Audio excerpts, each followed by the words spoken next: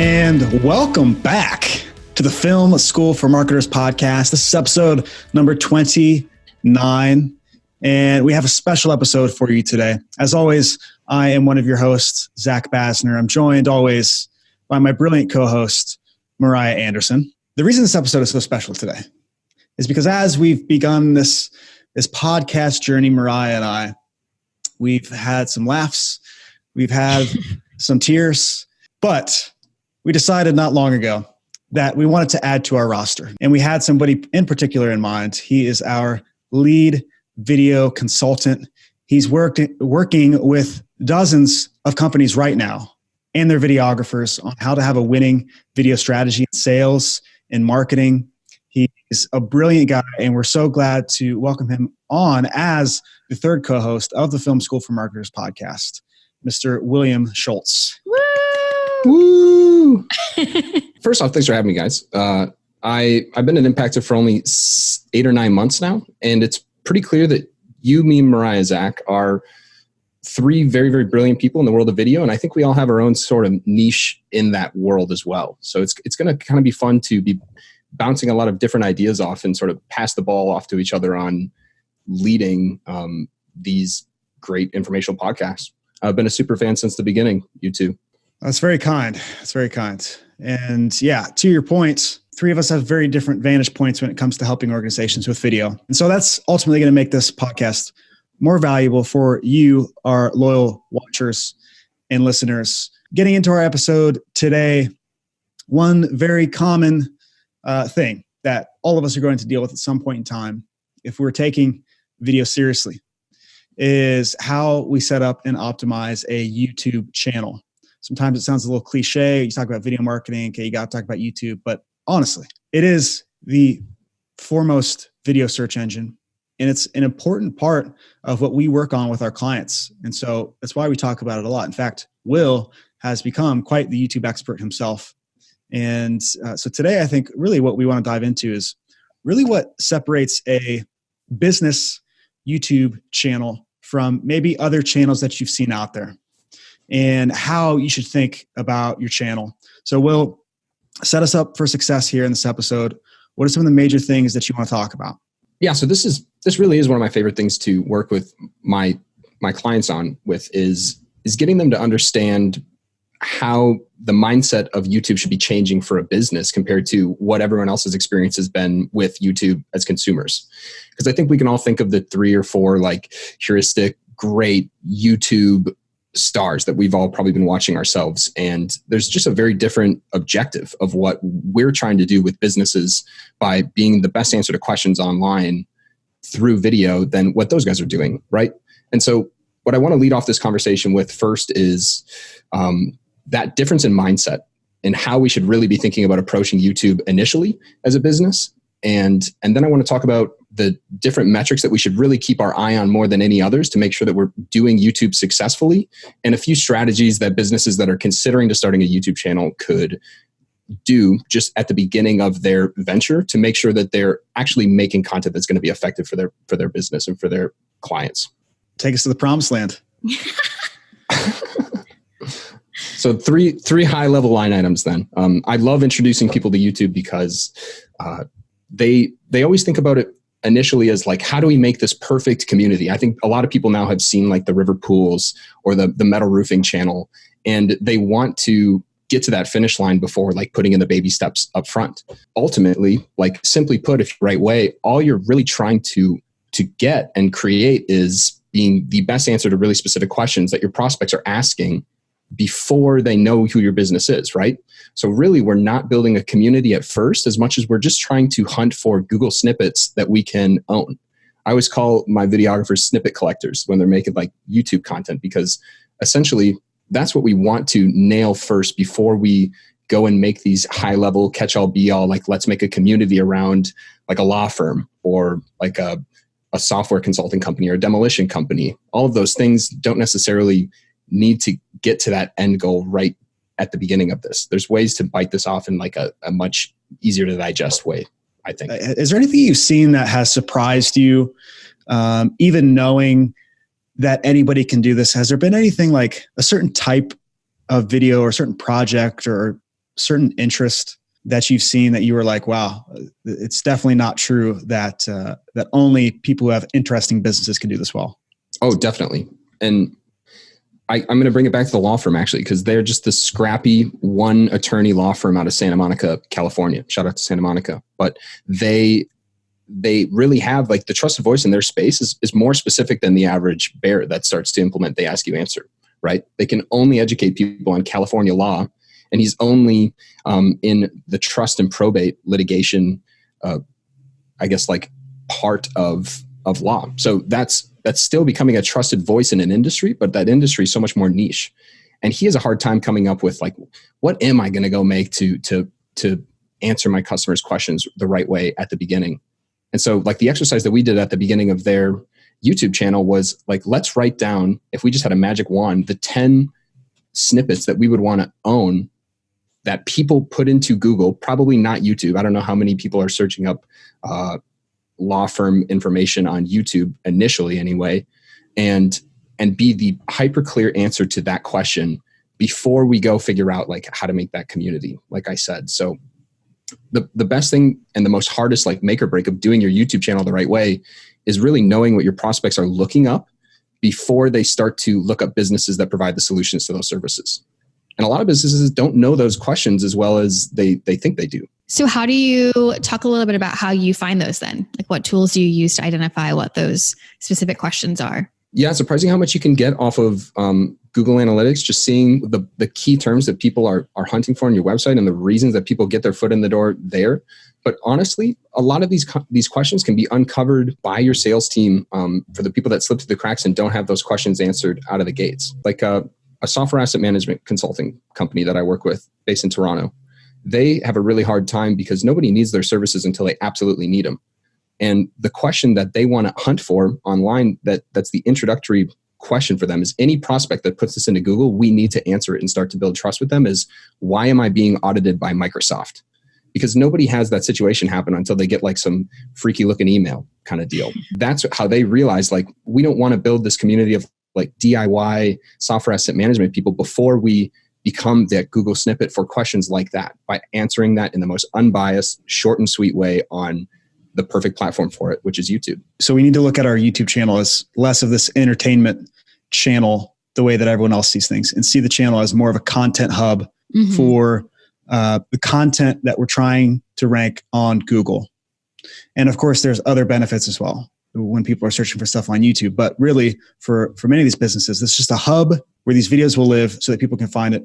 Once we've developed these 10 types of videos, so let's just say we've made the videos, what then? The first thing that we do is we build out those videos. I encourage the clients that I'm working with to think at a much more video specific level to start. People always want to know, like, how many subscribers should I have by 6 months in? Or how many total watches or total views should I have on my content if I'm doing this the right way? And really, we're not looking for channel level metrics right away. Our videos, if they really are good versions of really specific information, can thrive in a channel that has, like, 10 subscribers and it's their first few videos. If that's the first answer or the best answer to that question online, YouTube's going to pat that video on the back.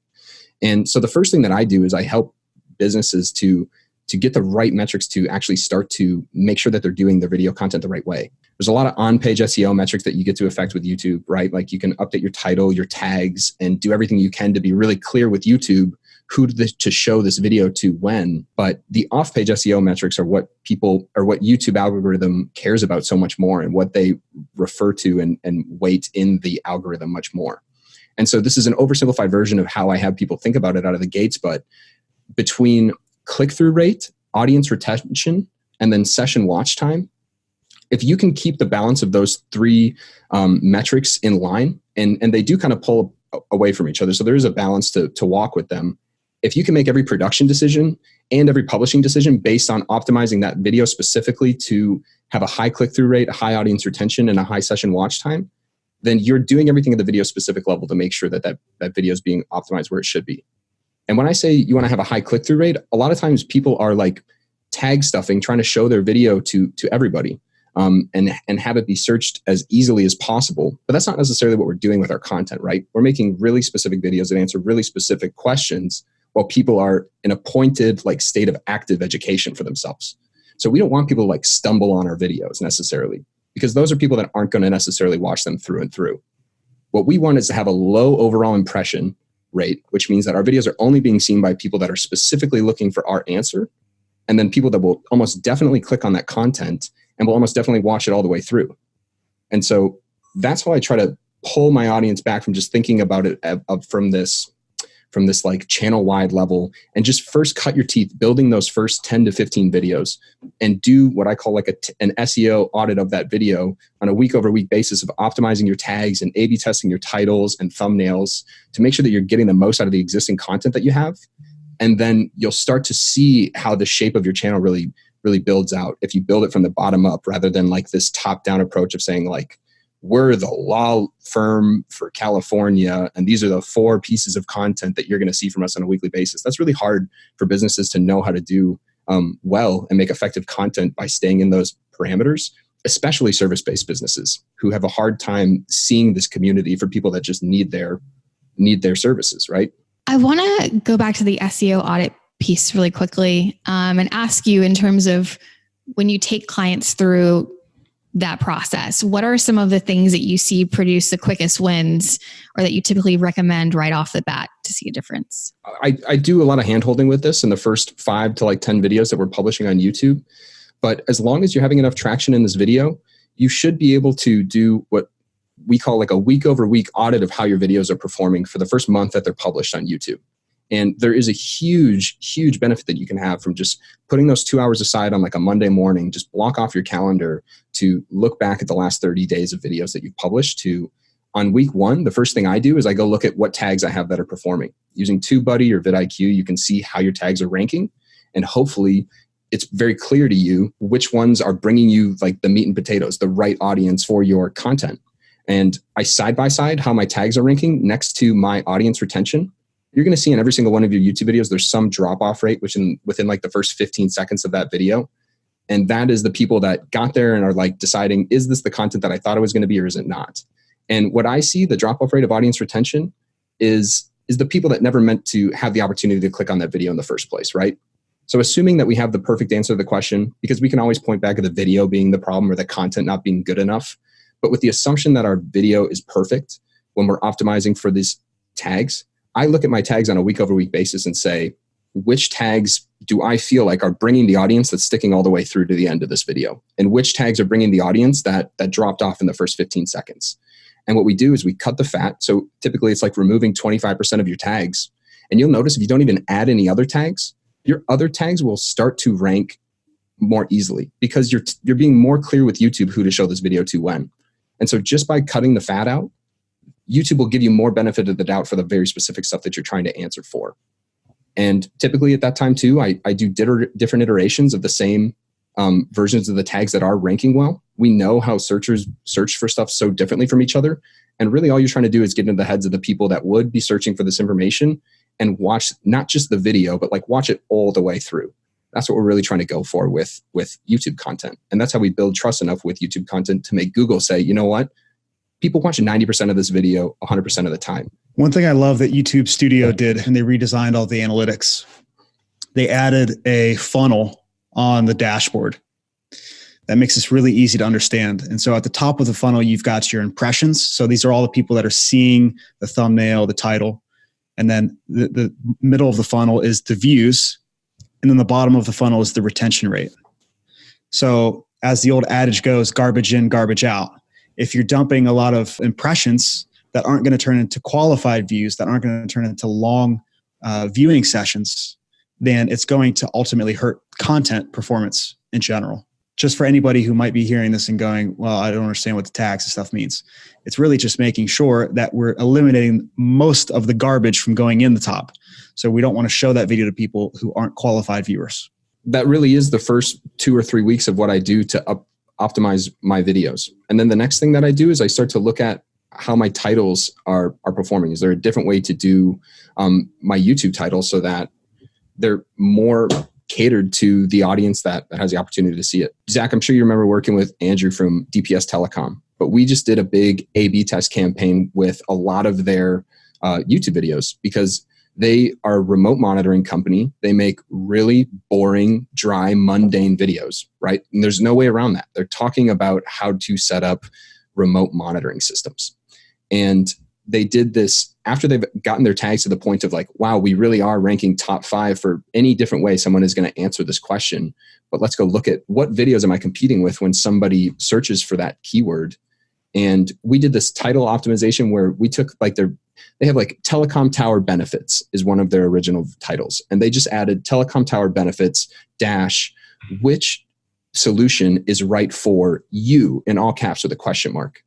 Their click-through rate stayed about the same. So the same people clicked on the video, but the people that got to that video watched on average twice as much of it. They had an audience retention that went from 3 minutes to 6 minutes just because they felt like the content was catered more to them and they were going to get the solution that they were looking for. And even if that's just peace of mind, like it's obviously still helping them feel like they're making much better positioned content. So that's interesting. So how do you do A/B testing with YouTube videos? You can do your own little rinky-dink A/B tests. If on a week-over-week basis, you're getting enough viewership to where the new stats are like significant enough, YouTube videos won't be harmed if week over week you're trying to be clearer with YouTube who this video is for by changing your titles up or changing the tags in your videos. Your videos are never really going to be harmed by updating itself. Otherwise, if you want to take the $99 it takes to be able to A/B test with a tool called TubeBuddy, which hopefully this audience is relatively familiar with by now. It's a free Chrome extension that has a pro tool upgrade. And if you have the free account for like a month, you'll start to get marketing emails sent to you, having like a one-time $99 lifetime membership to the pro tool, which would allow you for life to A/B test your titles and your thumbnails and your tags within your videos. This has been a great episode, by the way, Will. So we super deep on YouTube, which is amazing. I think the biggest thing too, at least from what I'm hearing, is we have to treat the YouTube channel and its content the same way we treat the website. You don't build a website to become this big publisher where people are regularly coming on a weekly basis to learn more information. At least that's not what most of us are going to be doing if we have a small to medium-sized business. It's the same thing for the YouTube channel. You're not building this thing to be some big entertainment blog. Essentially, we need to create the proper types of content, first of all, and obsess over the types of content we're creating first. Mm-hmm. And then optimize that content to be sure we're always finding the right viewer, because we're always trying to send Google and YouTube more relevant information about who our viewer is so that they know who to show that stuff to. I think oftentimes we think that YouTube or Google is against us and they don't want to show our content to people, but it's actually not the case at all. They're not in competition with us. They want to help, but we have to help the algorithms figure out who to show it to. Mm-hmm. So I think it's a really good takeaway. So TubeBuddy, I didn't know that you could get they just send you emails that you can get $100 subscription for life. Yeah, at least they send them to me. I might just be the power user. Okay. So next week, Will's going to come with a coupon code for everybody. Right. So a couple metrics to fall back on, which is the same things that I tell my clients are when you do start out on YouTube, do your best to answer just hyper-specific questions that you know your prospects would be asking. I push my clients when they're doing more maybe top-of-the-funnel videos, something that's a little more generalized, like what is your service? Try and have at least a 10% click-through rate with their videos and at least a 50 or 60% audience retention. So have the average viewer watch at least half of your video. And then when we get down to the closer, like bottom of the funnel stuff, when we have really pointed questions, we can guarantee that anyone that's watching this content is definitely going to make some type of a purchase. We push to at least have 20 to 25% click-through rates, because that video shouldn't be seen by anyone that's not definitely looking for the information. And also the lower the funnel and the more specific the info we get, the less competition we're going to have for YouTube to have other people that are answering this type of information. And we shoot for audience retention of like 75%. The last step is to look back at your video itself and say, how could we have made this video better? Could we have gotten to the bulk of the information faster? Like, does the drag on at the beginning? Does the end of our video wrap up so clearly with 75% of the video still or just getting completed and people are jumping off the video because they think that the information's been passed? And so there's no real value in them hearing the recap. And then they're never going to hear your CTA in the first place. All of these things is how we ask ourselves, like, how do we get better at production after we've made the most out of publishing? So with your own teams, you should start to build up what these questions are for your prospects. A lot of times salespeople know it better than marketing people too.